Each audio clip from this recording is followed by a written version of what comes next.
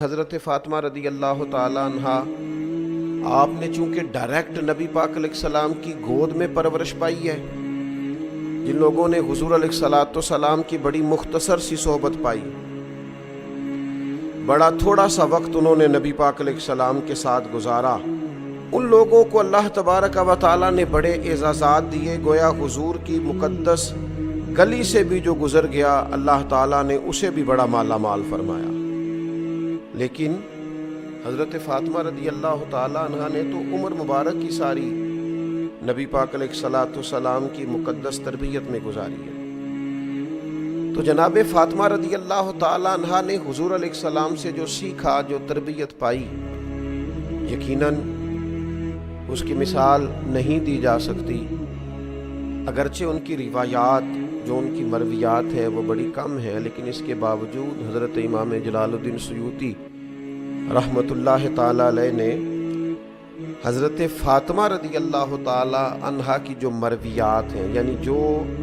روایات انہوں نے حضور علیہ السلام سے سن کے امت تک پہنچائی ہیں، ان کو باقاعدہ ایک کتاب میں انہوں نے درج فرمایا ہے، اور مسند سیدہ فاطمہ رضی اللہ تعالی عنہا کے نام سے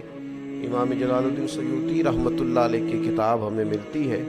اس میں صرف وہ روایتیں جو حضرت فاطمہ نے حضور سے سن کے امت کو پہنچائی وہ اس میں بیان کی جاتی ہیں۔ ساری باتیں تو نہیں ہو سکتی، میرا آج خیال تھا چونکہ میں بہت ساری گفتگو اپنی بساط کے مطابق مقدور بھر سیدہ پاک کی بارگاہ میں عرض کر چکا ہوں، تو آج میرا خیال تھا کہ بہت ساری باتوں کو دہرانے کی بجائے چند ایک روایات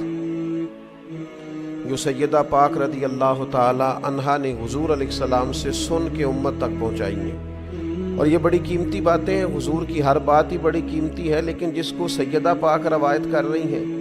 اور سمجھ رہی ہیں کہ امت تک میں حضور کی اس بات کو پہنچاؤں، روایت کر رہی ہیں، وہ یقیناً بڑی قیمتی ہیں۔ تو چند ایک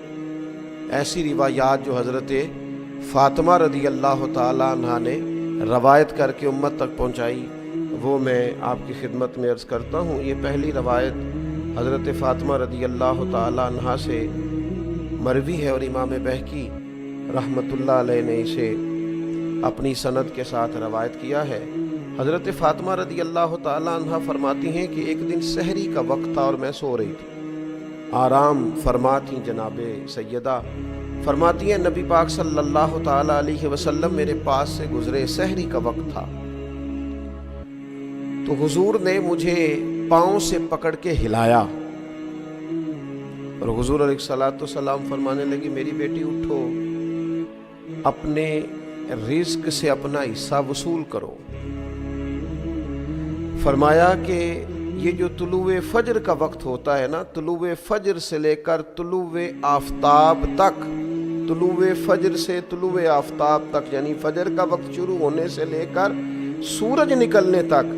اللہ تعالیٰ اپنے بندوں میں رزق تقسیم فرماتا ہے۔ اگر آپ اس روایت پر غور کریں تو جناب زہرا رضی اللہ تعالیٰ عنہا ہماری توجہ دلاتی ہیں کہ ہمیں سحری میں اٹھنا چاہیے، صرف رمضان میں نہیں، ہر روز اٹھنا چاہیے۔ یہ خاص وقت ہے عبادت کا، اس خاص وقت میں ہمیں اپنے اللہ کے حضور حاضر ہونا چاہیے۔ میرا خیال ہے ان سب لوگوں کو جو بہت زیادہ وقت رات کو بیدار رہتے ہیں اور عین وہ وقت جو سحری میں دوبارہ اٹھنے کا اس وقت سو جاتے ہیں، انہیں اس بات پر غور کرنا چاہیے۔ اور جتنے لوگ رزق کی تنگی کی شکایت کرتے ہیں اور تنگ دستی کا ان کے ساتھ معاملہ رہتا ہے، وہ بھی اس حدیث پر غور کریں کہ جناب فاطمہ رضی اللہ تعالیٰ عنہ فرماتی ہیں مجھ سے نبی پاک علیہ السلام نے سحری کے وقت فرمایا اٹھو، یہ تو وہ وقت ہے جب اللہ اپنے بندوں میں رزق تقسیم فرماتا ہے۔ دوسری بات، اس کو بھی امام طبرانی نے روایت کیا ہے، کامل مومن کون ہوتا ہے؟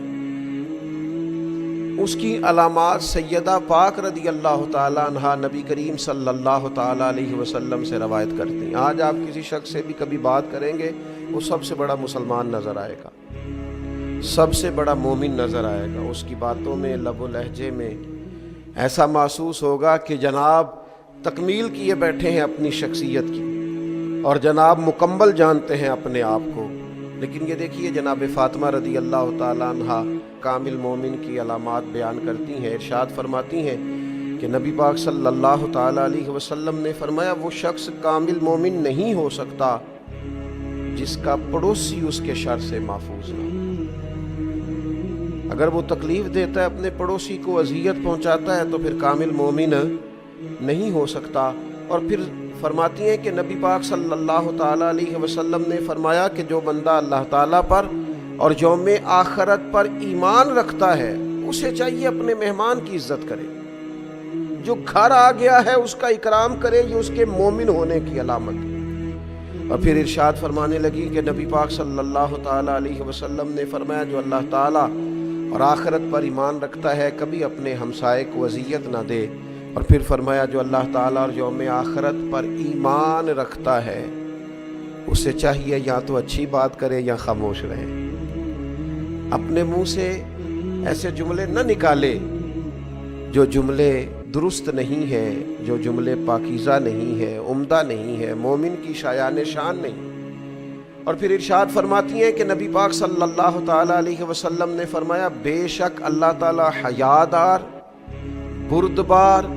پاک دامن اور با کردار مومن سے محبت فرماتا ہے۔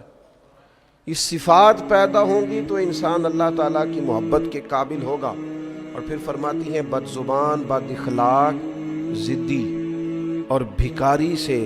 ان کو اللہ تعالیٰ پسند نہیں کرتا۔ یہ جو لوگ ہیں یہ اللہ تعالیٰ کے پسندیدہ لوگ نہیں۔ اور فرمایا بے شک حیا ایمان کا حصہ ہے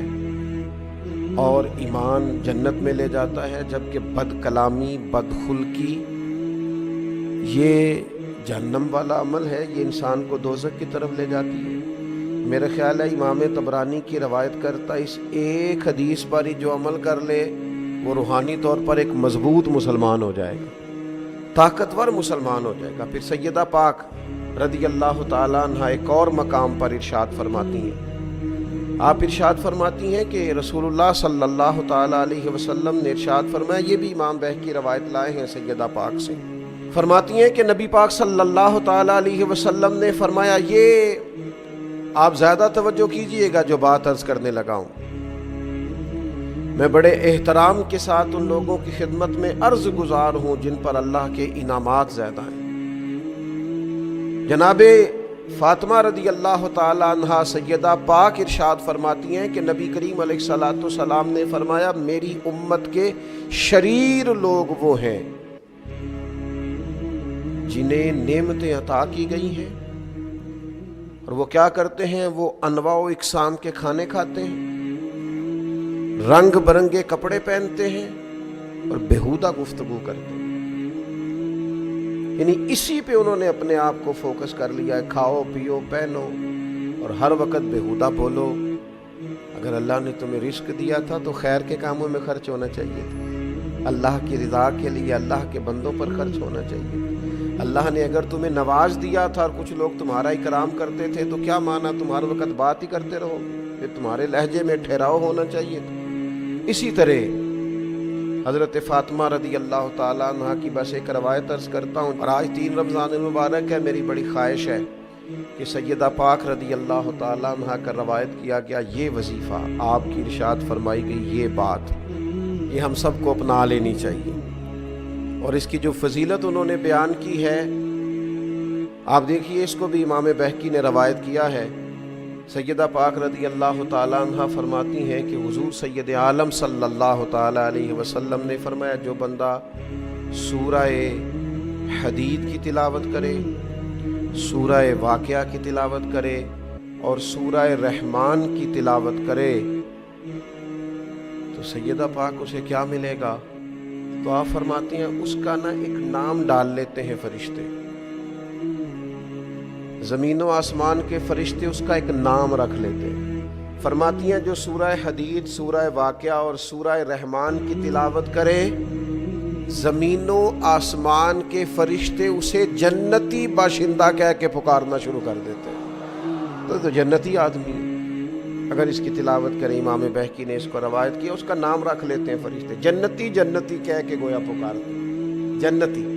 تو سیدہ پاک رضی اللہ تعالیٰ عنہ کی روایت کردہ ان احادیث مقدسہ سے ہم نے اپنے لیے سبق حاصل کرنا ہے، خیر اکٹھی کرنی ہے۔ اللہ تعالیٰ توفیق عمل عطا فرمائے۔